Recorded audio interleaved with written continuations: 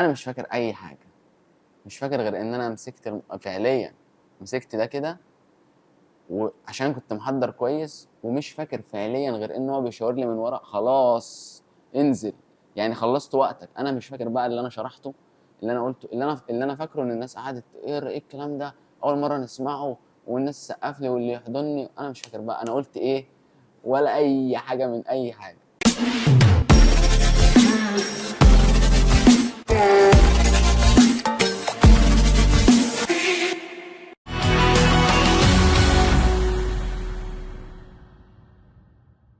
معانا النهارده السلس الواصل جدا، افضل مبسط للمعلومه في مجال التدريس، بس اخصائي علوم التدريب كابتن شلبي. يبقى ماشي. ايه الاخبار يا ايوه كوتش؟ الحمد لله والله عامل ايه؟ سيف، ولا انت عامل ايه؟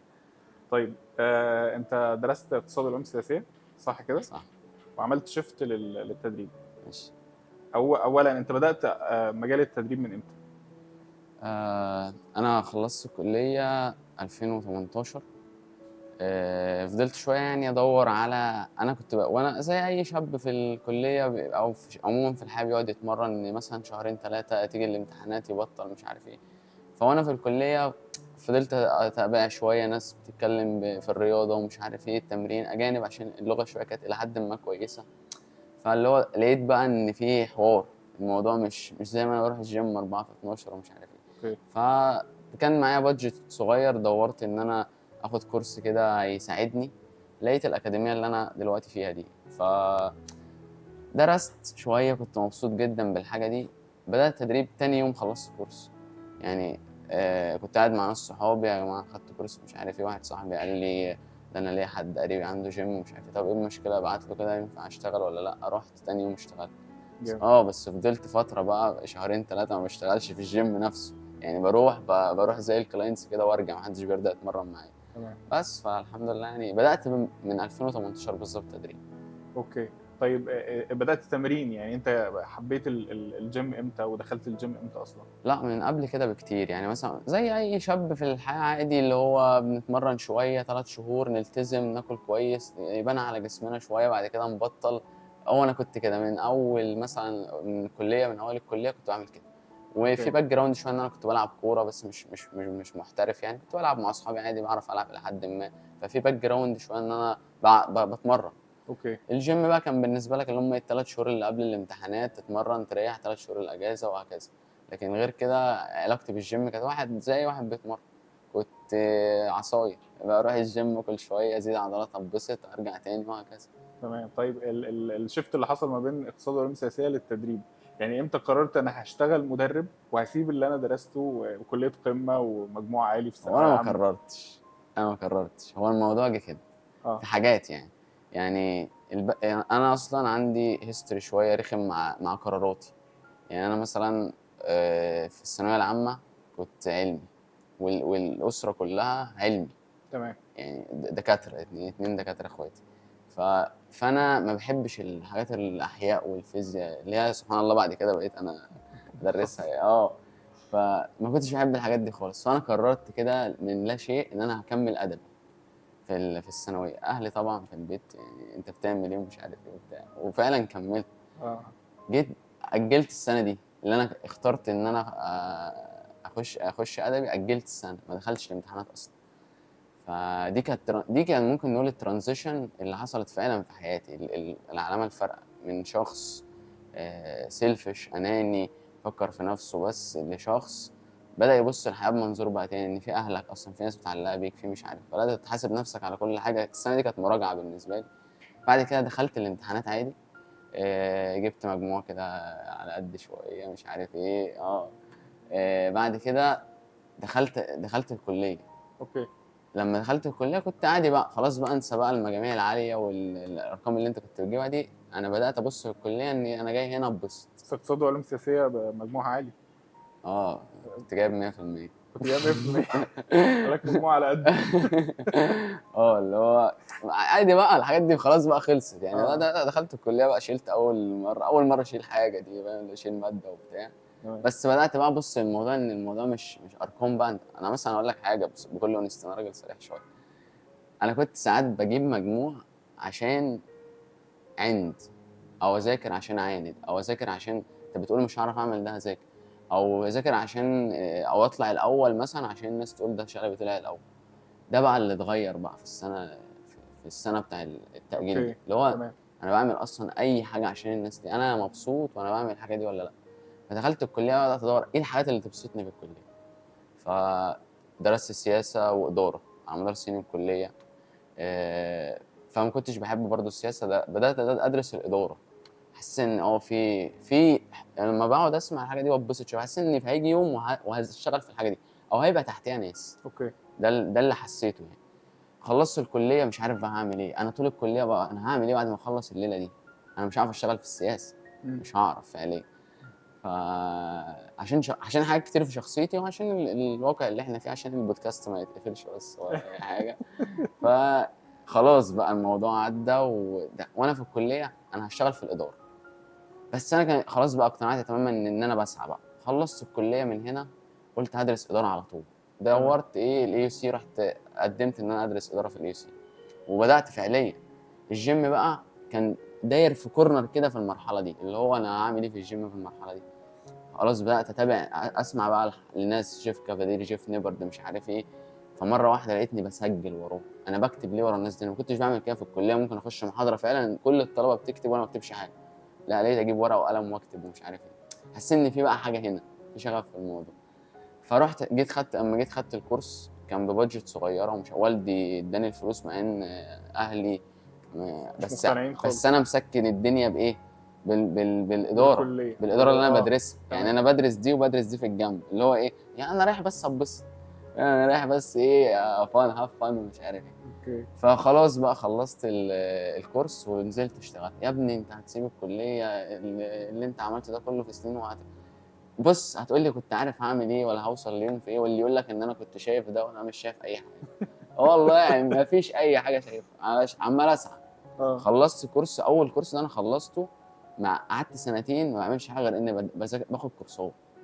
اللي اجيبه من في الشغل بقى بصرفه، اهلي يميل على حد واخد فلوس واروح اخد كورس. سنتين ما كنتش بقعد بقى فعلا. تمام. دي يمكن ده اللي شويه ربنا كرم الواحد وفرق معاه بعدين.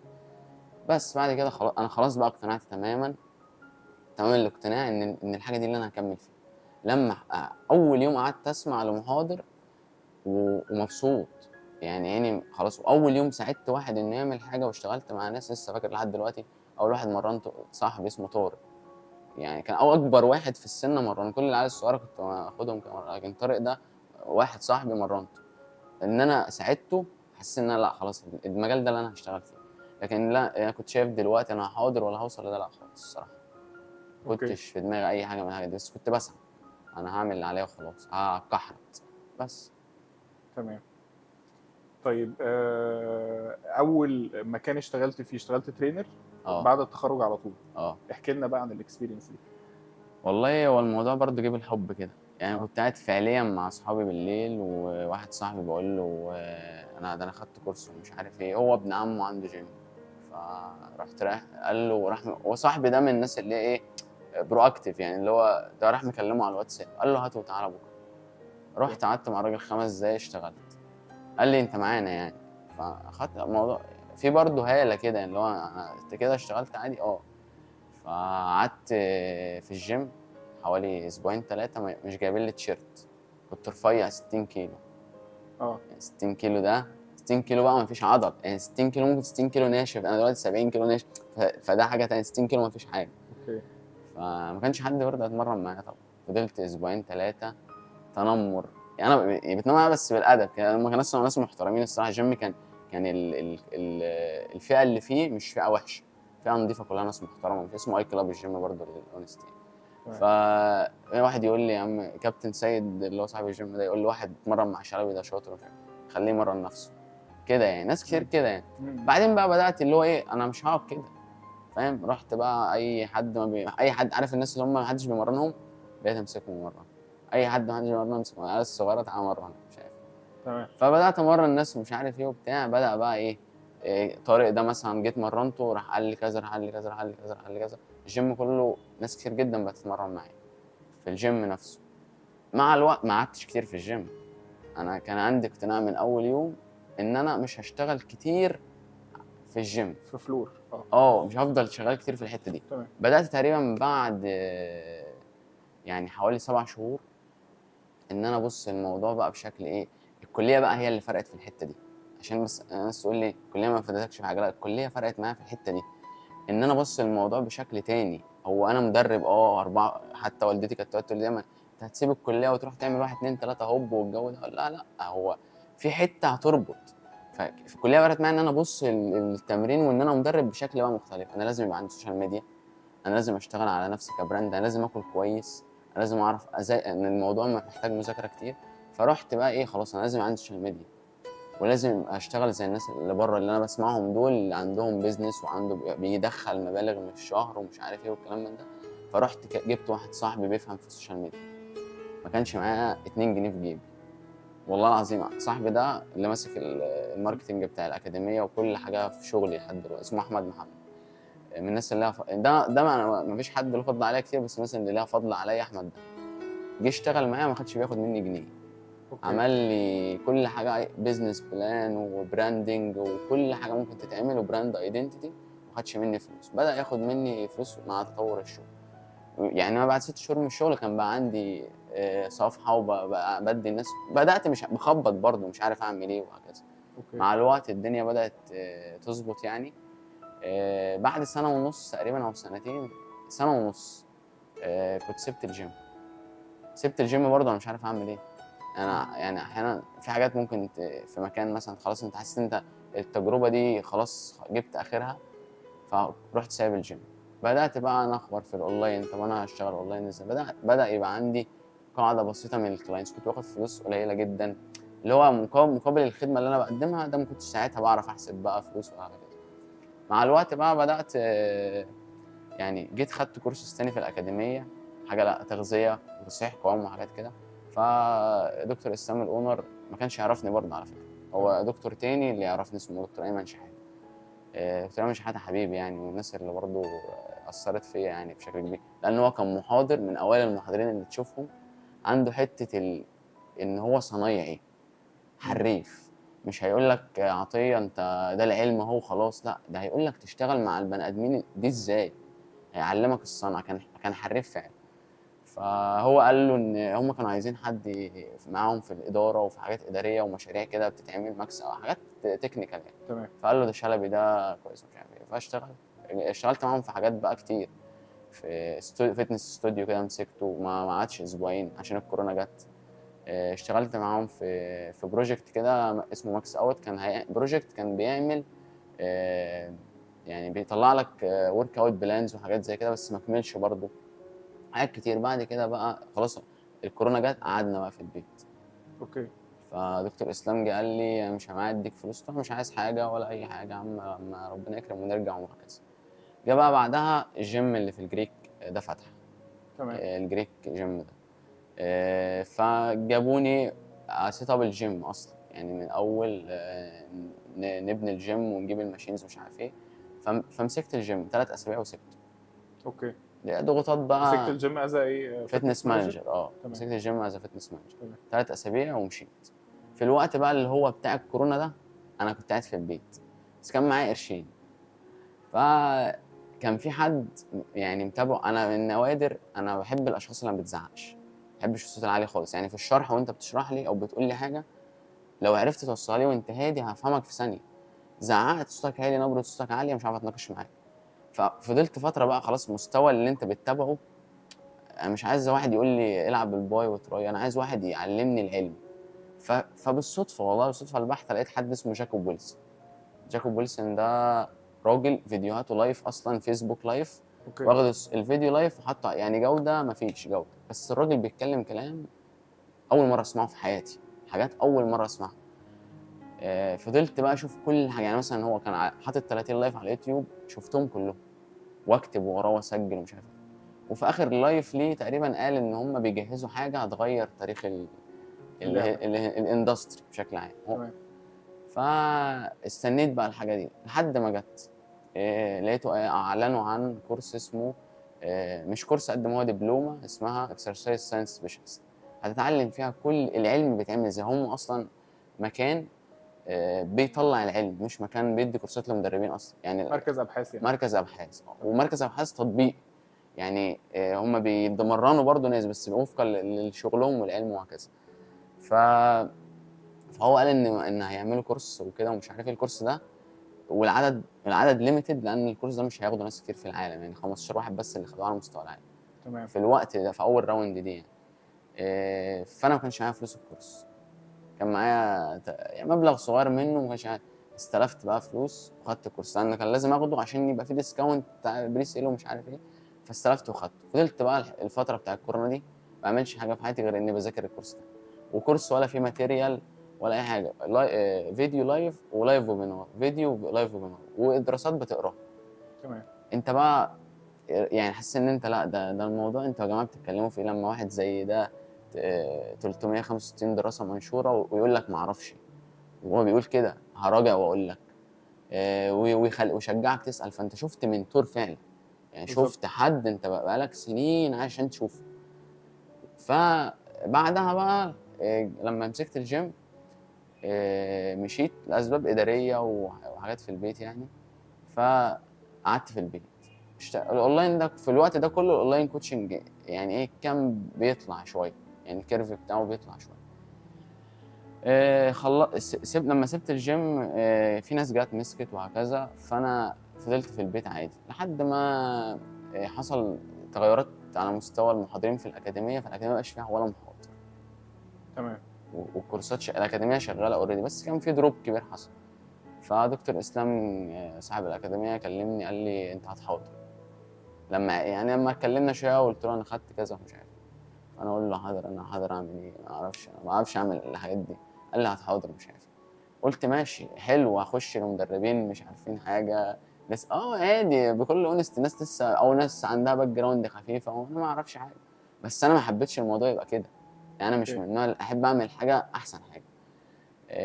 ففضلت اذاكر كتير شويه يعني. كنت ده كل في الوقت ده الدراسه اللي في اسبي كلها كانت على معظمها على فنطاق الضخامه العضليه، الهايبرتروفي. ففي الوقت ده انا كنت هايبرتروفي بقالي 11 شهر بدرس هايبرتروفي بس، يعني هايبرتروفي كل ما يتعلق بيها يعني. فجي بقى بعدها باسبوع كلمني قال لي انت عندك مؤتمر علمي، مش كورس، مؤتمر علمي.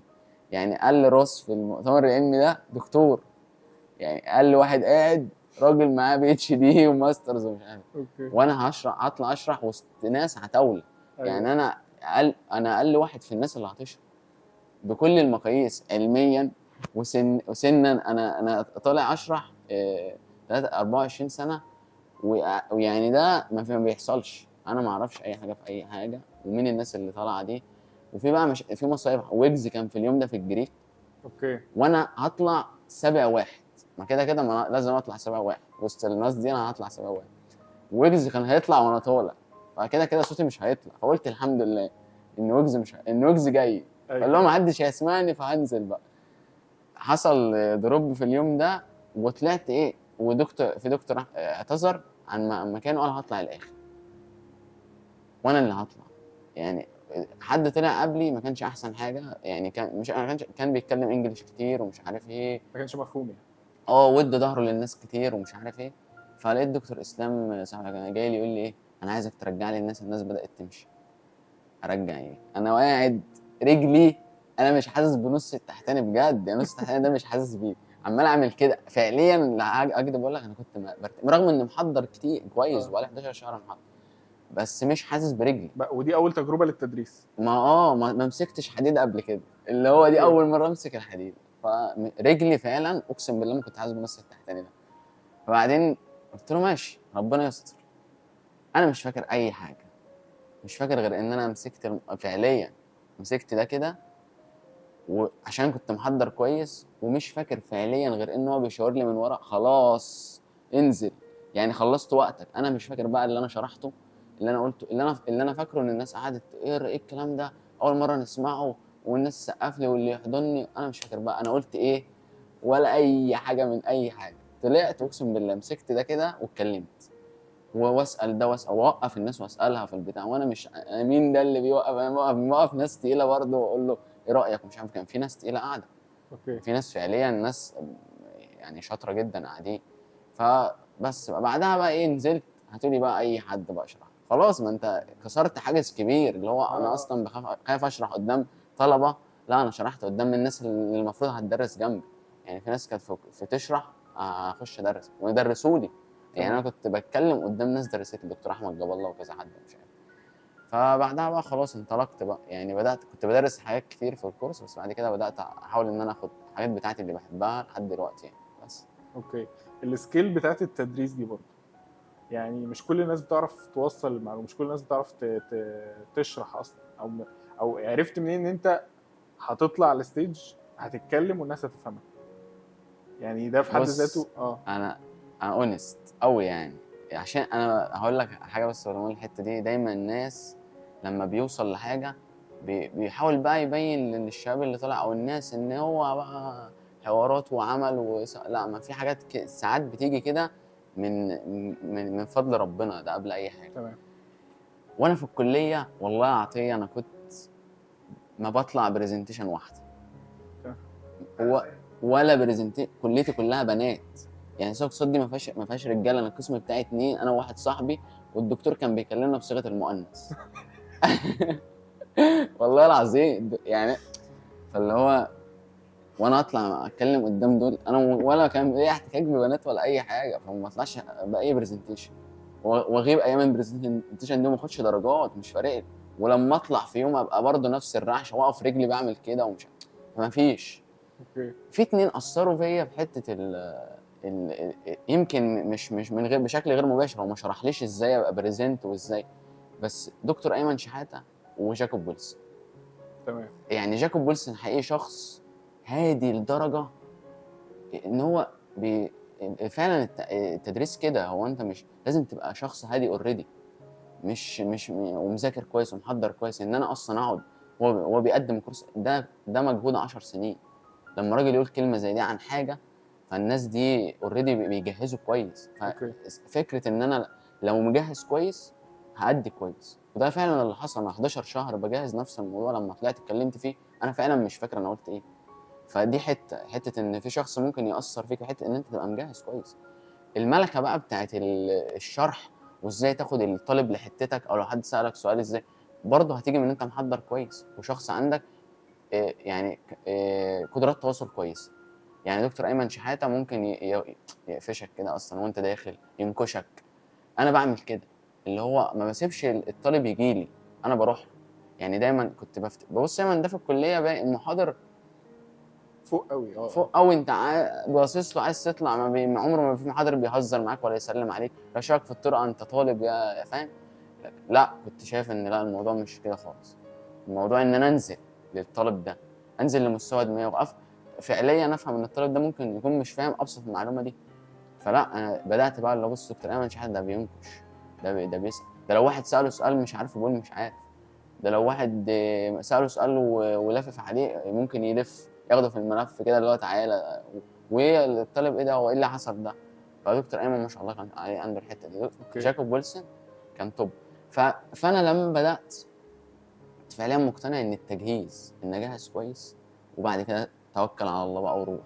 فبدات ما بعملش حاجه لما بجهز، حتى ما اني بشرح نفس الجزء، يعني انا ممكن اشرح نفس الجزء ده الاسبوع الجاي هشرحه لجروب تاني، بس لازم اقعد اجهز ولازم اقعد اضيف على السلايدز. حتى في ناس في الجيم او يجي يحضر لي ورشه وهو حضرها او ايا كان يعمل كده، هو ايه ده، فعليا ممكن السلايدز اللي انا شرحتها تبقى غيرها خالص. اللي هو ليه؟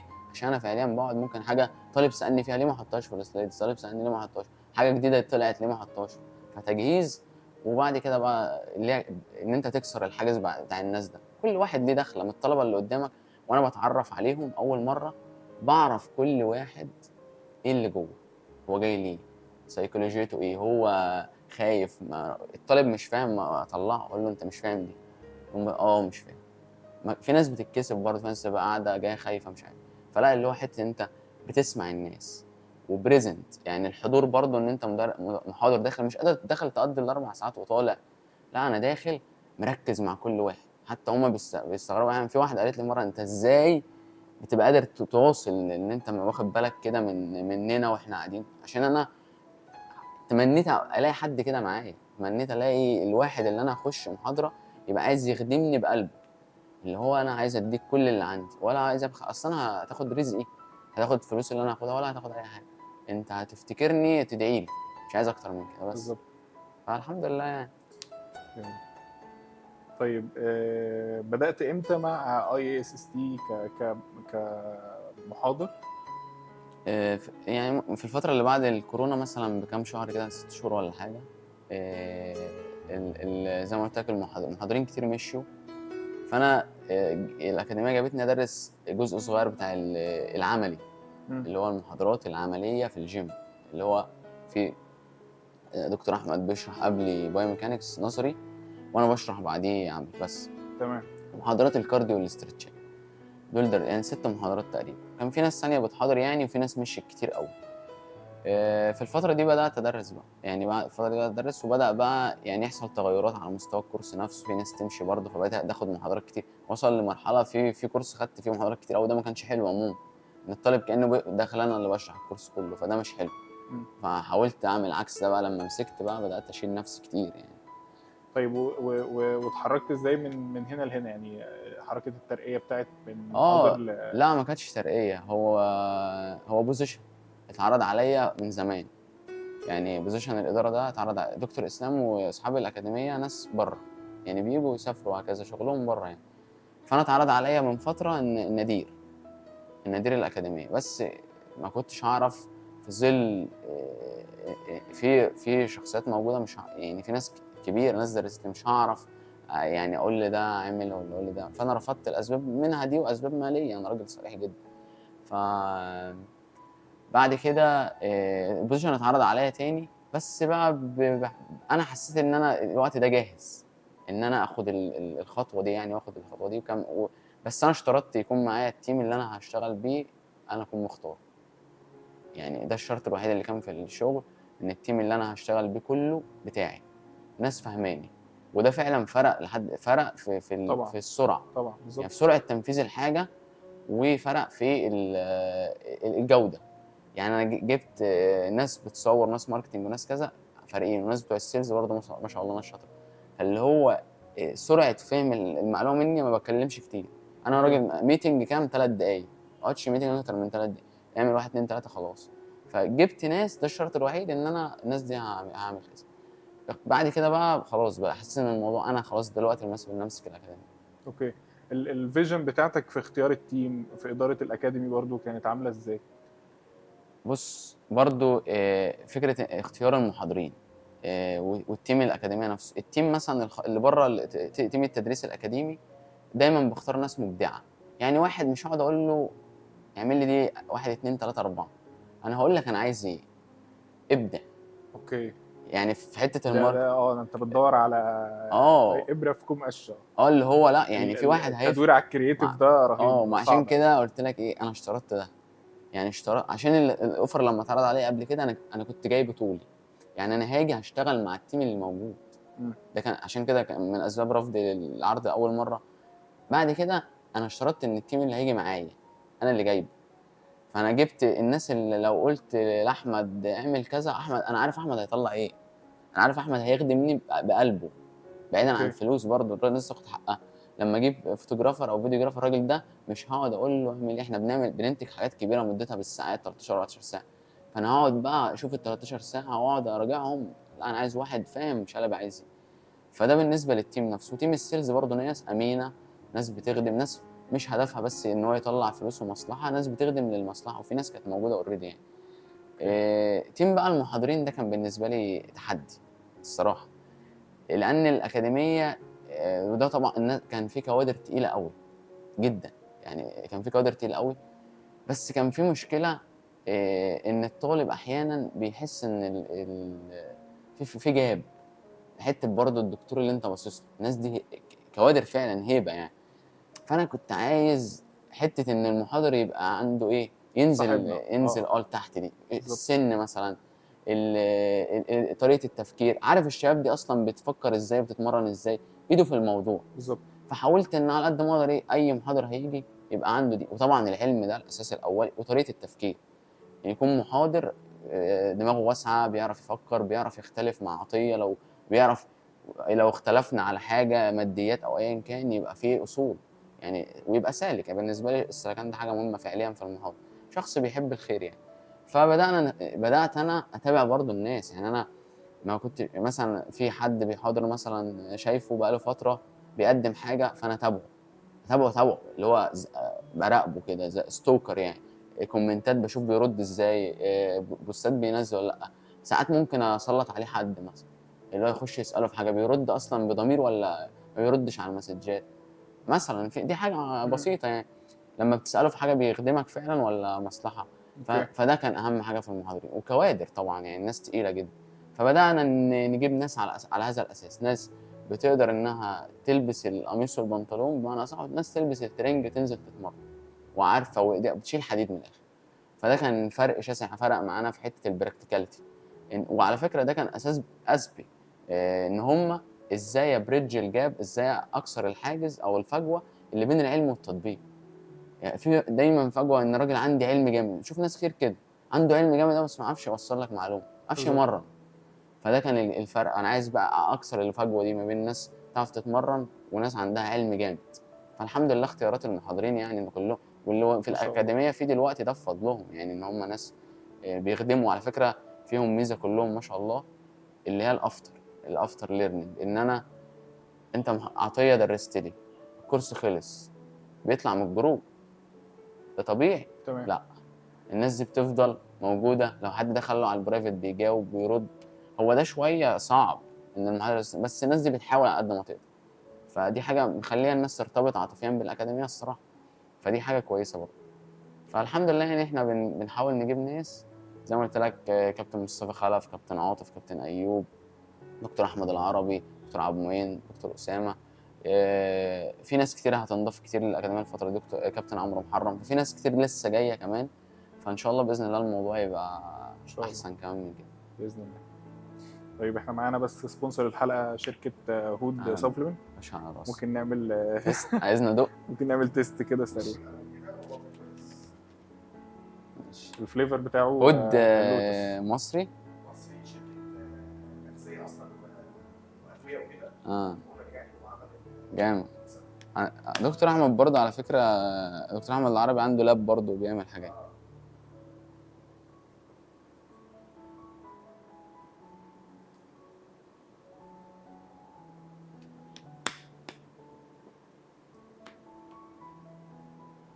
طعم ايه؟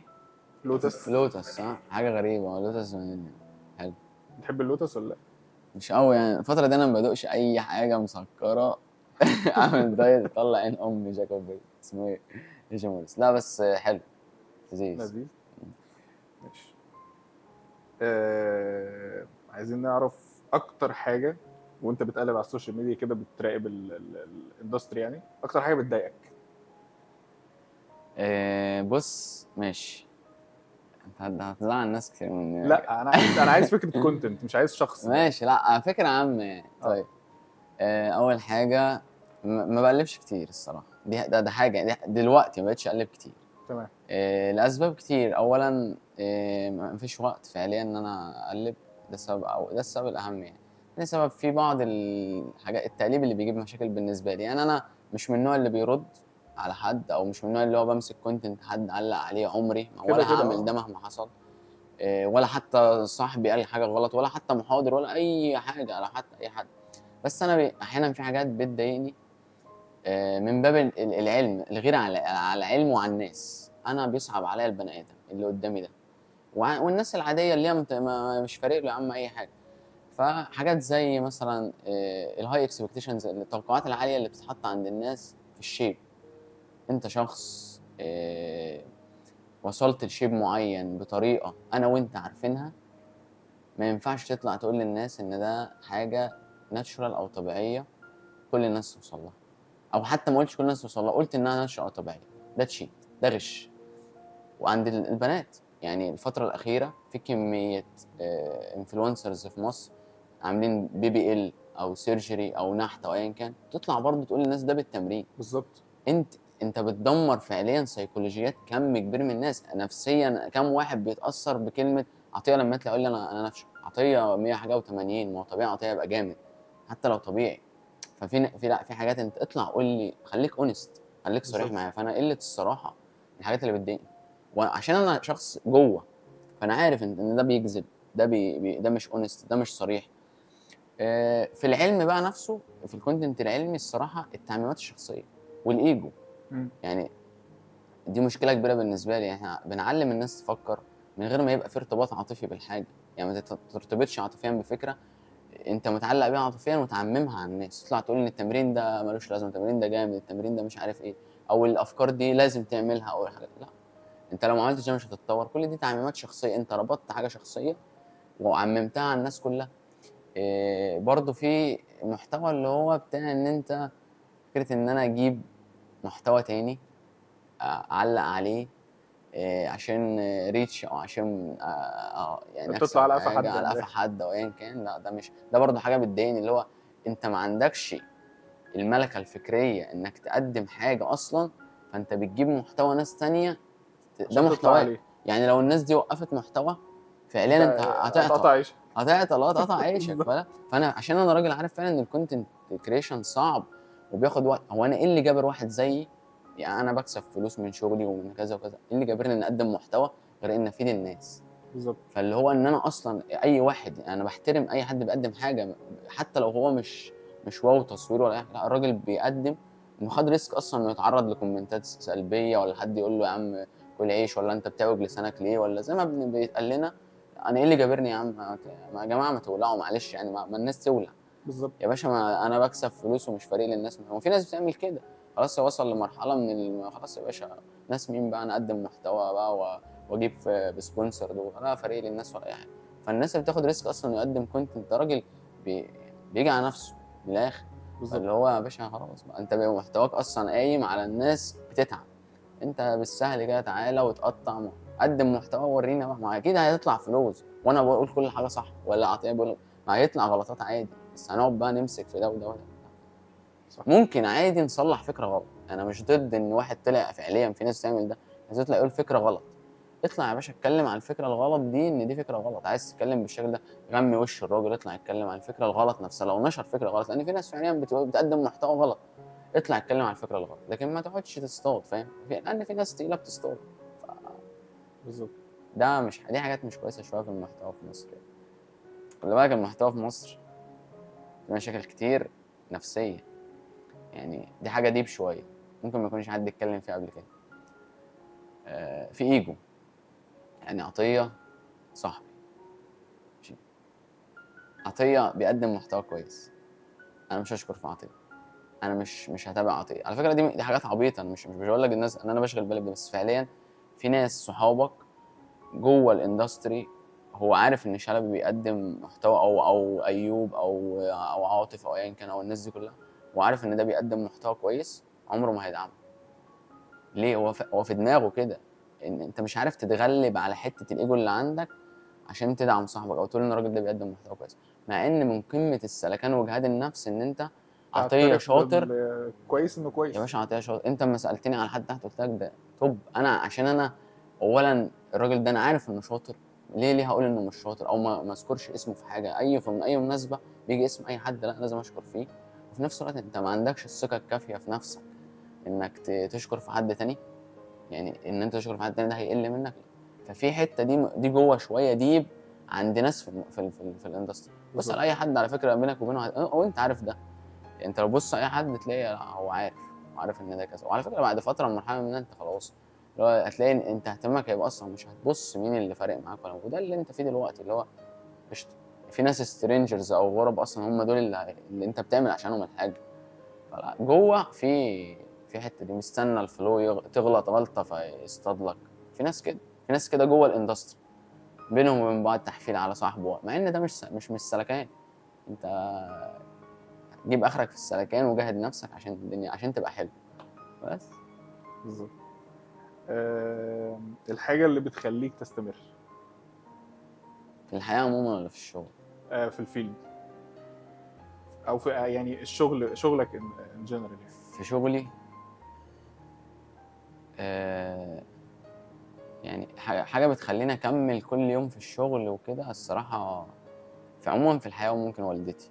يعني انا في شغلي حتى، انا والدتي بالنسبه لي آه، ملهمة. يعني أنا والدتي ست كانت شغالة وست بيت دلوقتي يعني، بس أنا لما بصحى وأمشي في الشقة كده وأشوفها بقول لها أنا ببقى مرتاح خلاص، اليوم كويس. بس أنا حتة التكملة في الحاجة دي واخدها من والدتي. مم. يعني والدتي مثلا لو هي مش قادرة تقوم بتقوم، مش قادرة تقوم عشان تعمل أكل لولاد أختي أو أكل لوالدي أو أكل عموما، مش قادرة تقوم تعمل حاجات. أحيانا بتبقى يعني مثلا والدتي عملت عملية في الغضروف، تاني يوم قامت غسلت المواعين. أنت بتعملي إيه؟ أنت بتعملي كده ليه؟ اللي هو تقول لي مين هيعمل ده لو ما عملتوش؟ يعني تقول لي الكلمة دي، مين هيعمل ده لو ما عملتوش؟ مين هيقوم يعمل الحاجات اللي أنا لو ما عملتهاش دي هيعملها؟ مفيش حد فاهم. فاللي هو ببص لها كده، انا فعليا بشوفها. هتقول لي مين ملهمك في الحياه؟ اقول لك مش بقى مش ايموشنال وكده، بس فعليا هي الشخص اللي انا بشوفه يوميا مش فارق معاه اي حاجه، هو في جسمه في صحته في حياته بتبقى مش قادره وتقوم تكمل، تقوم تشتغل، تقوم تنظف. تعملي ايه؟ اقول لها ده انت بتدوري على الشقه. يعني ما يبقاش في حاجه تتعمل تقوم تعمل حاجه، تخترع حاجه تعملها. فاللي بيخليني اكمل كل يوم هي أمي الصراحة، اللي هو هي اللي بتعمل كل حاجة. أي حاجة أنا بعملها دلوقتي هي ربنا ربنا يخليها لك. يخلي لكل واحد والدته يعني، والله يرحم أمهات الجميع. طيب، بيحصل كتير حاجات على السوشيال ميديا، بيحصل حاجات كتير في الليكتشرز والكلام ده كله. حاجه ما حبيتهاش مثلا، او سيتويشن مش لطيف حصل لك مثلا في السوشيال ميديا؟ السوشيال ميديا السوشيال ميديا او اون جراوند، يعني من ساعه ما بدات ماشي. التدريس، او من ساعه هقول لك ما. السوشيال ميديا وهقول لك الأون جراوند. يعني السوشيال ميديا في أحيانا ناس وأنا عموما ما بردش على حد. في أحيانا ناس بيضايقنيش، والله بيضايقنيش خالص، بس حاجة بستغربها. يعني أنا ما بقتش أستغرب حاجة أوي في الحياة، بس اللي هو بقول ليه استفدت إيه يعني؟ ناس مثلا أنا اتكلمت في موضوع في فيديو، قلت حاجة، ما عندوش الجرأة الكافية انه ممكن يطلع يقول ده شلبي قال كذا فيقول، لا ممكن يلسن في فيديو تاني. او مش انا غيري يعني، يطلع يقول في محاضر قال كذا، هو انت افتكرت ان انت طب ما ت... طب ما تمنشني في الفيديو، تيجني والله هرد عليك بكل ادب. هل انت ما عندكش الجرأة الكافية انك تكلمني، انك تيجي تقول لي بينك وبيني تعالى قول لي هعمل فيديو عليك؟ والله العظيم لو حد قال لي كده اقول له اعمل. لو حتى بيشتمني انا مش فارق، انا بشتم كتير. لو اعمل فيديو بس خليك مان اب يعني، واعمل فيديو وقول ان شلبي قال كذا، او ما تقولش شلبي، اتكلم صراحه. لكن تقعد تلقح بالكلام ده مش حلو، مش حلو عشانك انت. اوكي. بزعل عليه، اللي هو انت ليه عملت كده؟ استفدت كام لايك والناس هتيجي في الكومنت تقول لك شلبي. انا دلوقتي ما بردش على حد لما بيشتمني، الناس بترد. وفعليا ناس ما اعرفهاش والله، ناس بترد على الشخص. لو حد دخل شتمني وقال لي كذا او اي حاجه الناس بترد عليه. ده في السوشيال ميديا يعني. الصراحه ما حدش بيجي لي سكه يعني، اللي هو اصل انا في حالي، انا عمري ولا فيديو على حد ولا عقبت على حد ولا اي حاجه. لو حد حتى رد عليا في فيديو ما ردش عليه، ولا برد على الكومنتس. ولا حد منشني قال لي ده وحصلت، قصدك يقصدك مش هرد. لو قصدني يقول لي اسمي، يتيجني في الفيديو، لكن ما قصدنيش كده مش هاخد الكلام على صدري. بالظبط. احسن حاجه بعملها ما باخدش الكلام على صدري، ما بزعلش. في المحاضرات لا ما فيش حاجه يعني. في المحاضرات ما تعرضتش ممكن لحاجه اللي هو تضايقني، او بعرف هاندل يعني سيتويشنز واي موقف الحمد لله يعني. ربنا ما فيش حاجه اصلا. هي طلبه جايه تتعلم. فاحيانا ضغط المحاضرات يعني، مثلا بتبقى مضغوط بقى انك تحس جواب على الاسئله. انا ما باخدش بريك، ما بتاخدش بريك؟ ما باخدش بريك في المحاضره. بتشتغل، انا ما بتشتغل باخدش. كام ساعه متواصله؟ الطلبه بتاخد بريك، انا ما باخدش. عشان الناس اللي بتيجي تسالك في النص. بقعد بقى. كنت في الاول ايه، كارثه دي. بس ده كارثه اه بالنسبه لي. بس اقول لك على حاجه، ربنا بيقوي يعني. انا فعلا الطلبه يطلعوا بريك نص ساعه، واللي عايز يجي ياكل بحاجته يجي، اللي عايز ياكل في المحاضره ياكل براحته، او يشرب حاجه. بس ايه، انا بقعد بجيب قهوتي او اطلب حد يجيب لي قهوه واقعد بقعد باخد نفسي واقعد بريح يعني. اللي عايز حاجه يا جماعه يجاوب. في ناس بتتكسف تسال اللي قدام حد، فبقعد لهم في البريك. بقيت ده مؤخرا بقيتش اطلع بريك بقى خلاص بقى، ما انا هطلع يسالوني هقعد بقى يا جماعه، اللي عايز يقعد يقعد. في ناس بقت تقعد معايا ما بيطلعوش. طب اطلعوا هات قهوه وتعالوا بسرعه. فهي كده اللي هو اطلعوا وتعالوا بسرعه يلا. اوكي. فبيقعدوا بقى، لكن حاجه تضايق مفيش حاجه بتضايق، مفيش حاجه، عادي، الناس كلها محترمه يعني. بعد كده يا جماعه نسيب كابتن شلبي ياخد بريك. لا يا عم عادي. طيب ابرز مرحله انتقاليه. آه، في الشغل ولا في الكاركتر؟ خلينا نقول اكتر حاجه ممكن تكون منوره في دماغك دلوقتي حالا، يعني في الشغل في الحياه عامه. اكتر الكورونا، مرحله الفتره بتاعت الكورونا دي، وان انا درست في اسبي دي ترانزيشن. انت كنت بتتكلم على سكيل ان انت راجل مدرب ومش عارف، وعلمك على قدك ومش عارف ايه، ولسه علمك على قدك، بس اللي هو انت بصيت بصه لسنين فوق شوية. قدام. يعني بصيت بصه بعيده، الناس بتتكلم في حاجات بعيده، الناس بتتكلم في حاجات لسه ما اتكلمناش ومش هتكلم فيه. لما بقولها هو ايه الكلام، هو في كده. ففي حاجات الناس دي بتتكلم فيها من سنين، انت خلاص شفتها بقى، اللي هو لسه الناس هنا في مصر هتتكلم فيها. خلي بالك احنا، خلي بالك احنا بيتصدر لنا العلم، مش بس العلم والترندات. يعني عارف ديبيت الساينس بيزد والبروسنس من بره بقى لها 12 سنه او 20 سنه، اللي هو بيتخانقوا على الناس القديمه والناس اللي بالعلم. دي الديبيت خلصت بره وخلاص خلصت، ولسه هنا بدأت. ولسه هنا بادئه، فاهم؟ فحتى احنا بيتصدر لنا الديبيتس. فهي الفترة اللي أنا درست في أزبي دي الصراحة هي ترانزيشنال بالنسبة لي بشكل كبير، يعني اللي هو فكريا وفي شخصيتي هدوء كمان. يعني إن أنت أصلا 11 شهر بتشوف بني آدم هادي، بيزعقش، بيتكلم بالراحة، بيوصل لك المعلومة بأبسط طريقة ممكنة. ده فرق فعلا في الشخصية بشكل كبير، فرق حتى في شخصية التدريس وفي في الحياة المهنية بشكل كبير. يعني ممكن دي نقول دي أكتر حاجة. تمام. طيب لو هتعرف النجاح، يعني في ناس تقول النجاح مش بس مادي، النجاح مش بس في شغل،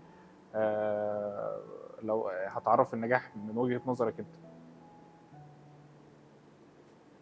احساس الرضا الداخلي اللي بتحسه وانت مش مفيش كاميرات حواليك، يعني احساس الرضا عن اللي انت بتعمله، مفيش ولا اصحابك حواليك ولا في كاميرا ولا في ناس، وانت قاعد لوحدك في مكان لوحدك ما بتعملش اي حاجه، مفيش حد معاك غير نفسك. انت حاسس ان انت لحد ما ساتسفايد وراضي عن اللي انت بتعمله. يعني فعليا ولا الفلوس بالنسبه لي مش في المعادله بس، ولا الشهرة بالنسبة لي. أنا بحب، على فكرة بكره السوشيال ميديا، ما بكرهها، ما بحبهاش، بس عشان شغلي. بس فعليا إحساس إن أنا وأنا قاعد مع نفسي كده بالليل حاسس إن أنا عملت حاجة النهاردة، فدت حد، أو كنت بالنسبة لحد شخص ساعده، ده بالنسبة لي إحساس النجاح. اللي هو أنا كده حاسس إن لحد ما عملت حاجة، مش ناجح كمان، لحد ما عملت حاجة. من غير كاميرز بقى، من غير سوشيال ميديا، من غير النجاح اللي بيتصدر على السوشيال ميديا، لا اللي هو فكره ان انا ساتسفايد، راضي عن اللي انا بعمله، حاسس ان انا ساعدت بني ادم النهارده. على فكره ممكن تكون حاجه بره الكارير، بره شغلي، بس لا انا حاسس النهارده عملت حاجه. ممكن ده بالنسبه لي كده، ممكن ناس ثانيه لا. انا حاسس ده احساس النجاح بالنسبه لي. أنا احساس الشقه، يعني وهي والدتي تقول لي انت رايح فين؟ انا رايح اعمل بودكاست مع ناس محترمه، تقول لي يا ابني انت لسه جاي امبارح، مش عارف. ما هو احساس بقى ان انا بعمل حاجه، ده لو ما عملتوش احس ان انا مفيش، ما هو انا قاعد ما بعملش حاجه، لا هفرق. أيوة. الفرق، احساس الفرق برضه انت بتفرق، عشان تبقى ما تحسش ان انت في يوم من الايام قصرت في حاجه. بس أنت عمرك ما هتندم على السعي. على الاقل قابلت، يعني انا لو مهما انا جيت قابلت ناس كويسه، لو فاهم، فاللي هو حتى لو ما فيش حاجه حصلت، انا قابلت ناس كويسه، هتعرف حاجه، هتعرف ناس كويسه في حياتك. لكن انت قاعد في بيتك هتفوت فرص كتير انك تعرف ناس جديده. فالفرق والرضا الصراحه. تمام.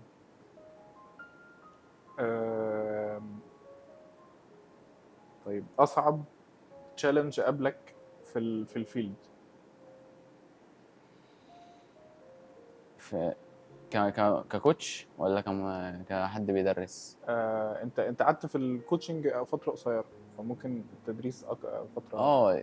اصعب تشالنج قابلني في التدريس مش تشالنج قد ما هو افتراضي، يعني تحدي خدته مع نفسي، انا اللي حطيته لنفسي. عطيه لو جه حضر لي يوم السبت والحد محاضره، ويوم السبت والحد اللي بعدهم شرحت نفس المحاضره، لازم عطيه يجي يستفاد، نفس الشخص. ده تشالنج اديته لنفسي، اللي هو لو بس انا اللي خلقته لنفسي عشان ما اوصلش لمرحله من الثبات في شغلي، في الحاجه اللي بقدمها للطلبه. اوكي. اللي هو انا لو جهزت محاضره السبت والحد واديتها في اسكندريه ورحت اديتها في اسكندريه تاني لنفس الجروب هيحس ان انا قلت حاجات جديده كتير. فاللي هي فكره التجديد المستمر في شغلي، في المحتوى، في الحاجه اللي بقدمها. وانا من نوع البرفكشنست شويه، يعني عشان اخد قرار ان نعمل ورشه منفصله لوحدي بجهز لها بقالي 4 سنين. يعني ورشه يومين انا بقول للناس امبارح ده انا مش جاي اقول لك حاجه خدها وتروح، انا جاي اقول لك حصيله 4 سنين تجهيز. انا فعلا بجهز الورشه، مش ببالغ لما اقول لك اسبوعيا كنت بشتغل عليها، اشيل واحط اضيف واحط وهكذا. فبجهز في حاجه، بحاول اوصل بقى لمرحله ان انا شرحت الورشه دي النهارده، لو انت جيت خدتها تاني لا هتلاقي نفسك ان انت في حاجات كتيره جديده، طريقه الشرح في العرض، في الحاجات اللي بقدمها، في الادله، في كل ده بحاول اعمله، ان انا ما اثبتش في تقديم الحاجه اللي بقدمها، في جوده الحاجه نفسها. لان لو انا وصلت للمرحله دي، على فكره ده اخطر خطر للمحاضر، انه يبقى المحاضره بالنسبه له تقضيه وقت، هيبقى العلم كده تقضيه وقت، مش هبقى مبسوط. بس انا مش مجهز اي حاجه الحمد لله. طيب حد اثر فيك يعني؟ انت قلت منشنت كذا حد، بس ممكن نقول في الحياه عامه حد اثر فيك، او اكتر حد اثر فيك في بره آه. اسالني اسئله دي ما حدش بيسالها لي في البودكاست، كله بيسالني على الدايت والتمرين. بالظبط. الفكره ان الفيديوز بتاعتك كلها تكنيكاليتي، فاحنا عايزين نخرج بره. انا والله عايز ما وراء عايز التكنيكاليتي. اعمل فلوجات والحاجات زي بتاع الناس دي. لا ما اعرفش عن الحاجات دي، بس شخصيه اثرت فيا في الحياه، ممكن فيلم، ممكن شخصيه في فيلم يعني. في شخصيتين، في ممثل اسمه عامر خان، هندي. الراجل ده برضو بالنسبه لي كان ملهم. مش عارف انت عارفه ولا لا، بس هو له عامر خان فيلم بتاع بيكي وثري ايديتس بالظبط. وده بيقدم في جوه السيرش ازاي بيعاني في ان هو يدور على الحقيقه. ايوه فعلا هو بيقدم فيلم انت ممكن بعدين تغير حياتك. بالظبط. يعني انا فيلم زي ثري ايديتس ده غير منظوري للكليه تماما، ان الكليه مش دش، الكليه فيها متعه. ليه ما احتكش بالناس واعرف ناس جديده؟ ففي ممكن تشوف حاجه تاثر فيك لدرجه ان هي تغير لك حياتك. أو ممكن اقول الراجل ده من الناس اللي ما اعرفهاش بس الهمتني. في فيلم الهمني بس بشكل شويه في حته معينه في شخصيتي كانت موجوده، فيلم وورير بتاع توم هاردي. توم هاردي في الفيلم ده تقريبا ما اتكلمش، السكريبت بتاعه ما كانش 5 سطور. كان كلام قليل قوي فعلا. توم هاردي في الفيلم ده ما اتكلمش، كلامه مثلا لو جيت تقول لي سكريبت هتكتبه كله في صفحه، سكريبت فيلم كامل، هو الرول المين موديل يعني. ما اتكلمش كتير وما كانش بيحب الظهور. حاجتين كان عكسي تماما. انا كنت شخص بحب ابان وشخص بحب يتكلم كتير. الموضوع ده اتغير تماما بعد حاجات كتير. والفيلم ده فعلا اللي هو انا ممكن ما اتكلمش كتير وتبقى شاطر تبقى جامد، وممكن ما اظهرش كتير وابقى جامد بالظبط. ففعلا ممكن نقول ان التو كاركترز دول اثروا فيا جامد قوي في الحياه، بالذات فيلم وورير وطبعا عامر خان. بس فيلم وورير فكره ان انت ليه بتتكلم كتير اصلا، انت هتغلط كتير، وليه انت شخص بيحب يظهر. انا مش عايز اظهر، حتى انا بقول لك فعلا انا بكره السوشيال ميديا فعليا. انا لو ما عنديش شغل على السوشيال ميديا والله ما يبقى عندي اي اكونت على اي سوشيال ميديا اكونت ولا اي حاجه. بس فدول ممكن فيلم تالت بس ده مؤخرا، فيلم اسمه ساوث باو بتاع جيك جيلنهال. هو الفيلم ان ده واحد حياته اتقلبت، كان كده مره واحده ما بقاش معاه حاجه، فالترانزيشن بقى الرجوع ده ان هو يرجع لمكانته تاني. دي حاجه بتخليني اللي هو وقعت. يعني مثلا بقول للناس دايما لو انا بكره السوشيال ميديا دي صفر، لو انا بكره معيش جنيه، لو بكره سبت الاكاديميه، لو بكره مبقاش معايا فلوس، هعمل ده كله تاني ان شاء الله يعني. فاللي هو فعلا مش خايف على اي حاجه، اللي هو بس ان انت بقى خايف على حاجه تخسرها، لا انا من النوع اللي ما بخافش وباخد ريسك في اي حاجه، فلوس شغل عادي مش فارق لي. ولو خسرت اي حاجه إيه يعني، خلاص بلاش، مفيش. الحمد لله. كوت او مقوله مثل آه، يعني ب... يعني بتحب تسمعها او ماشي بيها؟ إيه، بحب مقولة بحب اسمعها. كان في بايو كده بحبها قوي، بيقول لك ايه يعني لو انت صاحبك ربنا وانت وحيد، فمفيش صحبة احسن من كده. اللي هو فكرة ان انت دايما تتعامل مع ربنا، ان هو موجود في حياة، يعني شايفك، شايف انت بتعمل ايه، تبص له ان هو صاحبك وانت حاسس ان انت مستحضر ربنا في حياتك، في حاجات كتير. ده حاجة بالنسبة لي من الحاجات فعلا القدس اللي أنا بحبها، اللي هو إحنا فعلا ما بنعرفش نستحضر فكرة وجود ربنا في حياتنا حوالينا، اللي هو في الأكشنز، في الناس اللي بنعرفهم، في شغلك، في حياتك، في سلامك الداخلي. فكرة استحضار إن ربنا صاحبك دي ما كنتش بعرف أعملها يعني، لحد ما شفت الكود دي، اللي هو أنا ليه فعلا مش بص إن ممكن ربنا يكون شايفني وأنا بعمل الحاجة دي، فعليا شايفني وعارف، ده عارفني، ده عارف عطية، ده عارف ممكن. فليه ما استحضرش ان هو شايف كل ده بقى، هتعامل مع رب. انا الراجل ده مثلا عايز ابقى مش شايل منه في اي حاجه، فساعدني اعمل ده. انا فكره ان انا استحضر ربنا في حياتي دي ممكن تكون بعد كود زي ده اثرت فيها، ممكن. ف... فده ممكن في برضه كنت بس ما اعرفش يعني فيلم او حاجه، فكره ان بيقول يعني ان الراجل الحقيقي مش اللي بيظهره للعالم، الراجل الحقيقي في اللي بيخفيه عن العالم. اللي هو انت مش دايما الناس لازم تبقى عارفه يور سايد اوف ذا ستوري، اللي هو مش لازم تبرر للناس كل حاجه. حد طلع قال شلبي ده تنك، مش هطلع اقول لك مش شلبي. حد طلع قال ان عطيه ده شخص وحش، مش هطلع ابرر لك. انا ممكن الناس ما تعرفش عني حاجه، مش هحاول اشرح لك انا جاي منين، او الطريق، القصه بتاعتي ايه. بس انت مش محتاج ان انا ابرر لك اي حاجه. احيانا ممكن لما تخش جوه بقى وتعرفني، وده نادرا لان انا دايرتي صغيره قوي، اللي هو مش محتاج انا كراجل ان هو ترومان ايه يقول لك is not what he shows to the world but what he hides from it. يعني انا مش اللي انا بوريه للعالم. بالظبط. عشان كده فعليا الناس هتيجي انت تقول لي انت كل الحاجات تكنيكال، انا فعلا مش عايز ابين للناس انا مين. بس في ناس تيجي تقول لي احنا من شلبي، من اللي احنا بنشوفه، نقول الشخص ده مثلا عنده ضمير مش عارف بتاع، ولما يجي هنا المحاضره يقول لي انا مبسوط ان انا لقيت الشخص اللي انا توقعته، بس انا مش محتاج اطلع اقول لك انا مين او انا ايه عامل ازاي، مشاعري عامله ازاي، دي حاجه بتاعتي. ممكن بالظبط. ده برضه كود مهم. تعريف السعاده، يعني كل واحد بيبقى ليه تعريف خاص بالسعاده. الحاجات الصغيره، أوكي. دايما السعاده في الحاجات الصغيره، في العيله، يعني في لمه الاهل في البيت، في ولاد اختي الصغيرين، في صحابي دايرتي اللي ممكن ما حدش يعرف عنهم اي حاجه، اصحاب القهوه اللي ما دول بقى قاعد معاهم بقى براحتك بقى في كل حاجه.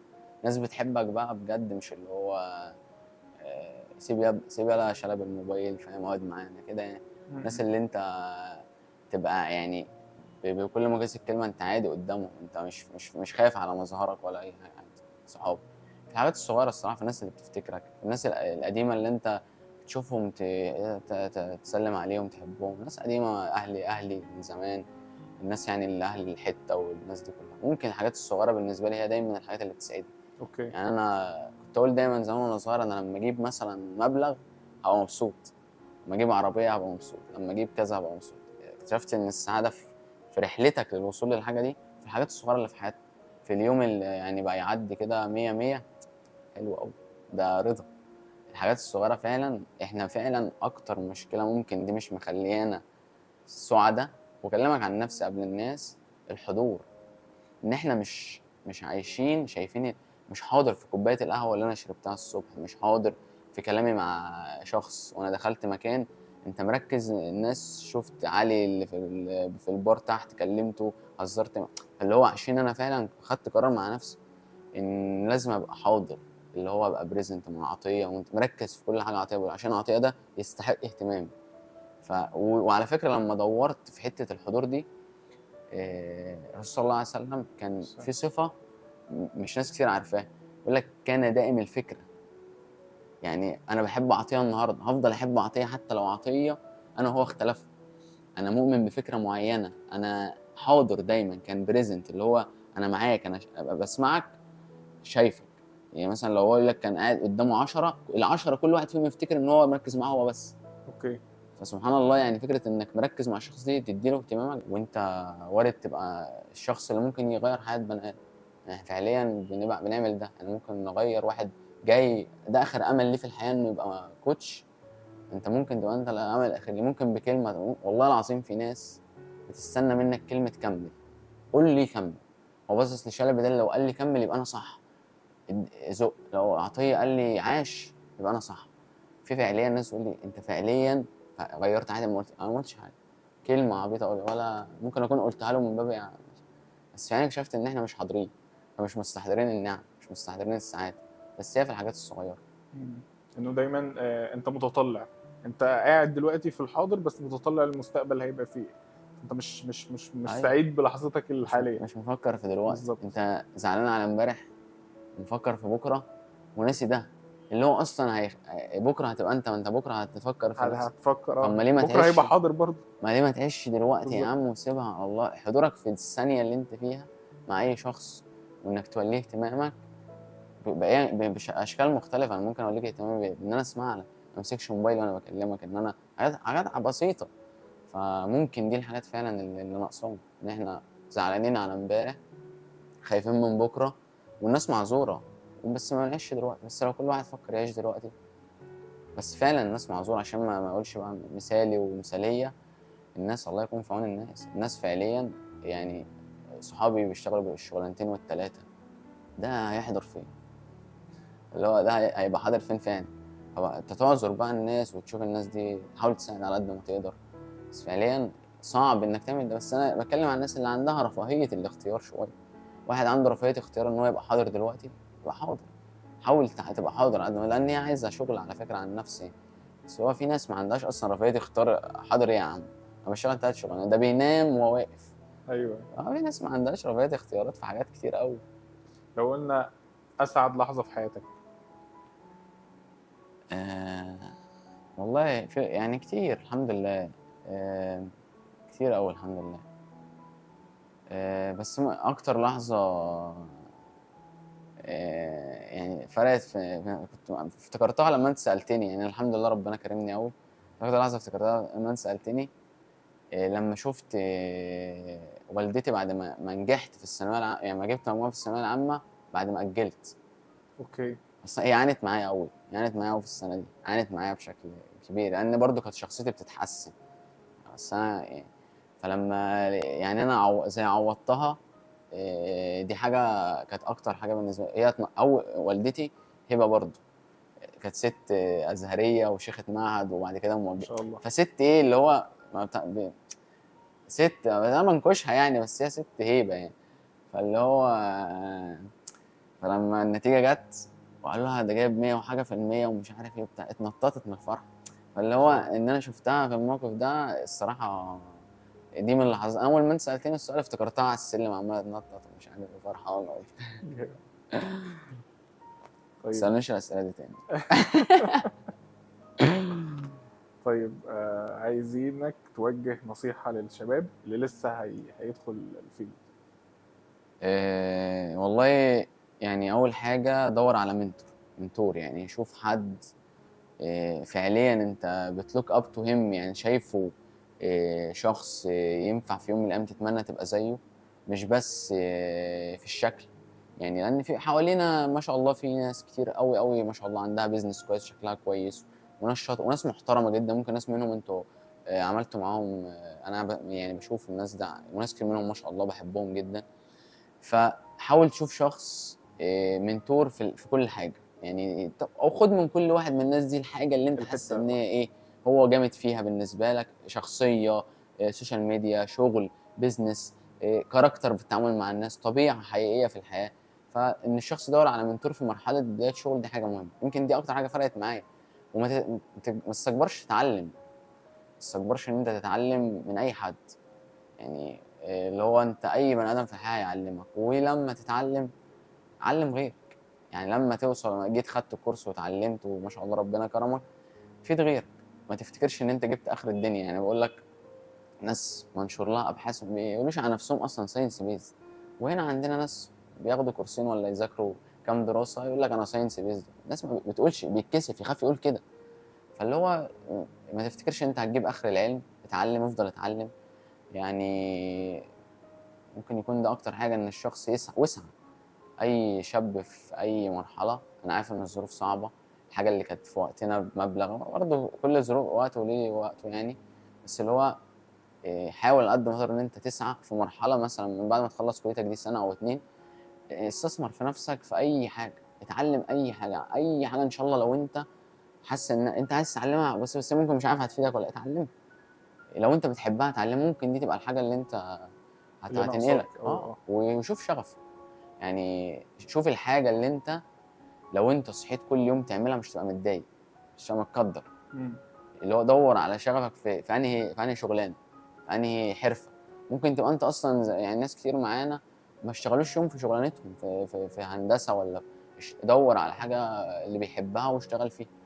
مش هم بقى ممكن احيانا تشتغل في حاجه ما تجيبلكش فلوس كتير في مرحله ما، بس بعدين لو انت استثمرت فيها بقى هتجيب لك فلوس كتير، ممكن تعيشك ملك بعد كده، وربنا يرزق الجميع يعني. يا رب. طيب احنا كده خلصنا حبيبي الاسئله انا بتاعتنا. اتبسطت اقسم بالله جدا. ربنا جدا. يخليك حبيبي. اول مره اقعد في بودكاست، وهو مبسوط بالشكل اللي هو انت بتسالني في حاجات محدش بيسالني فيها. انا اخرتك شويه بس لا لا حقك لا عليا بالعكس، ده انا اللي اتبسطت والله. والله. ويعني انتوا حاجه كويسه، انا ما قلتليش اي حاجه قبل البودكاست، فانا مش محضر حاجه. كاننا اصحاب يعني بنتكلم، وده يشرفني. ونورتوني قبل اي حاجه. وانا الصراحه يعني نادرا لما اتاثر في بودكاست، او ان انا اقعد اتكلم مع حد ويسيب علامه فيا يعني. بس دي حاجه حصلت يعني، اقولها لك قبل ما نقفل. ربنا يخليك. هيبقى ربنا البعض يخليك يا كابتن. حبيبي. طيب.